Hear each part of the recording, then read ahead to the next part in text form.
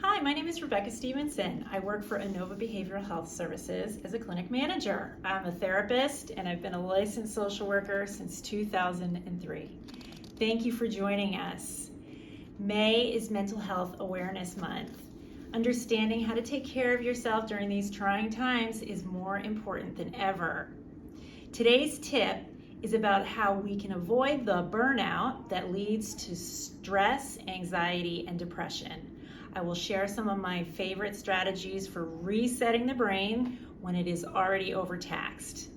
Whether or not you're on the front lines, you are still experiencing the stress of constant change, fear, isolation, multitasking, and problem solving brought on by the pandemic. This takes a toll on the brain. Humans are not really meant to be exposed to trauma over long periods of time, like say since, 2019, early to 2020. Burnout occurs when the frontal lobe gets overtaxed, and this is the part of the brain that does your best thinking, problem solving, and creating. You know, you're feeling burnt out when everything starts to annoy you. Maybe you want to be alone more often than usual. You're kind of sitting at your desk, spinning your wheels, trying to work, but nothing's getting done. You may notice yourself criticizing yourself, saying, "Oh, I'm so lazy. What's wrong with me?" Unaddressed burnout can lead to anxiety and depression. So the remedy for burnout is give your frontal lobe a break. You might ask, but how?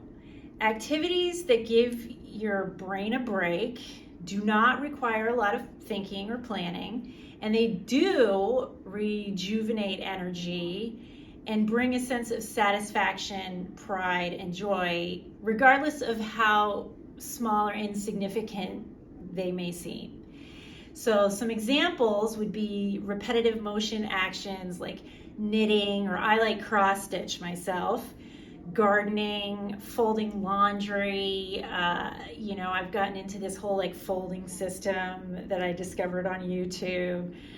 Ironing. Yes, these things the satisfaction that you get from looking at a cleaned out silverware drawer is actually a really good way to reset your brain. Physical activities. You do not have to run a marathon. You can walk. You can walk across your house. You can walk across to the end of your cul-de-sac. Yoga is something that I've discovered in the last year.